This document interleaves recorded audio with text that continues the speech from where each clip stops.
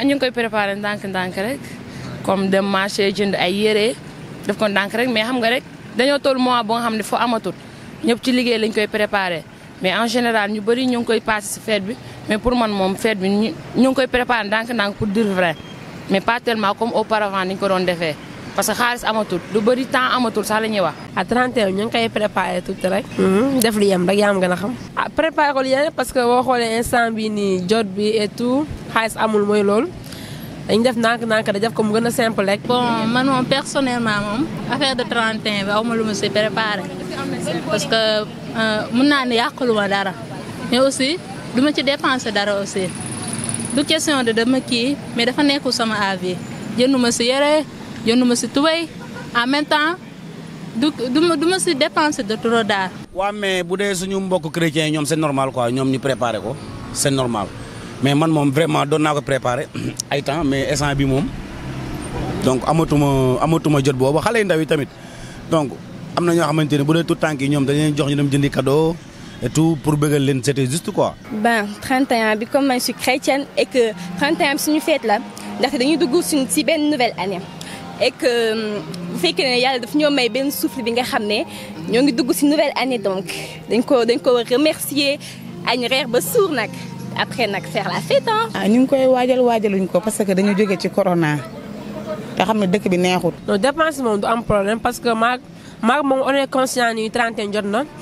waaw dina indi ñu boole ko yoon def suñu 31 bu neex ñu bàyyi suñu bébé yaa am gën a xam maanaam dépense du ëpp daal ñu def lu yem ba xam te après suba duñu toog di ko regretté waaw parce que léegi da ngay bëgg di def fête bu ëpp bu subaa nga toog di xalaat li nga añoon soit loo reeree ak te alors que fête benn jour kese la nañu def lu yem rek. waaw oui c'est parce que des fois 31 décembre day jot xam nga comme ni ko ñun ñëpp doon defee ay jeunes bi ñu doon xale voilà blow et tout mais chaque jour tamit del sóoraale quoi di bàyyi xel bu baax a baax xam ne ëllëg da ngay am jëkkër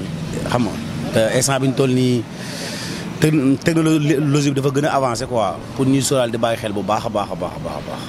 bu njëkk nag warante bi amoon na parce que bu njëkk léegi xale jigéen dañoo fidèle bu njëkk da ngay am copain fii amaat fii copain waaye bu ñu xamee ni loolu ba tey du solution te bëgg nañoo sëy léegi warante bi bareetul daal. man de li ma leen di conseiller mooy nañ téye seen bopp dimbali seen waajur nag parce que am na ñi nga xam ne seen waajur lu nekk la ñuy daj pour ñoom mais ñoom duñu xalaat sax seen waajur yi ñoo ngi dem si ay xale yu góor di joxe seen bopp wala lii ak lii tey jii xale jigéen bu ñu leen nee dafa dañoo vierge dañuy fen parce que tey jii dañuy joxe seen lépp ndax lan xale bu góor da koo jar jaru ko de man li ma leen di conseillé ñu xaar ba mariage 31 décembre nag waaw nañ ko fête nañ dem soirée waaw s'amuser et tout mais pas se donner quoi. suñu moromu jigéen bu ñuy def ñu def ci très attention parce que lu nekk ngay gis jour 31 ñoom dañuy jàpp ne jour 31 moom dañ ciy profité plus souvent parce que xale góor ñi point bu nekk la ñuy jaar pour am la surtout góor ñu saa yi mooy loolu ngeen baal ma ci noobe pour que daal ñu def ci très attention aussi dépense yi ñu di ko xool. xam nga ku nekk ak yéeneem. man tey jii yow mi mën nga ma yéene cadeau jox ma ko man ma yéene sama morom jox ko ak surtout la famille parce que cadeau bi dara la c'est quelque chose parce que année prochaine dinaa ne cadeau bi de sama yaay moom ko joxoon cette année nag yor naa xaalis dinaa ko jëndal cadeau. loolu de mën naa ne bu njëkk la waaye léegi amatul ndax léegi fu mu ne ñëpp a yeewu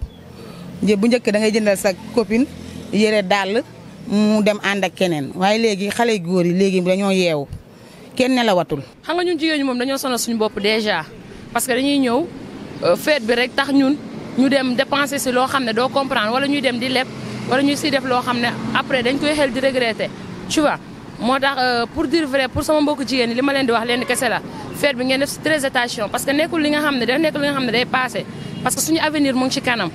bëgg fête tamit bu teree ñun ñuy def li nga xam ne après dañ koy regretter ànd ak Ablaye Ndiaye suba nga ànd ak keneen ak keneen le vaut mieux que ngeen toog ngeen xool bu baax li ngeen di def seen avenir c'est plus sûr que ngeen di dépenser li nga xam ne boo paree bor moo la ci fekk wala gàcce di la ci fekk. mais nag nit lu nekk rek li nga am moom ngeen duggee marché ak loo mënti am rek na nga xam ne yow fekkee nga nouvelle année nga def loo am def loo mën boo tëddee ne la. ñun góor ñi ñun amuñu lu ñuy perte ci jigéen mais xale jigéen ñoom ñoo di teey di def ndànk te xam ni xam nga benn bis la day passé 31 décembre yeeg nuit blanche yeeg des fois donc da ngay dajeeg loo xamante ni du la neex mais donc mënoo cee wax quoi te da lay metti trop nag mais doo ci wax mais daal toute la façon daal ñoom daal nañuy def ndànk quoi fa fait doucement quoi.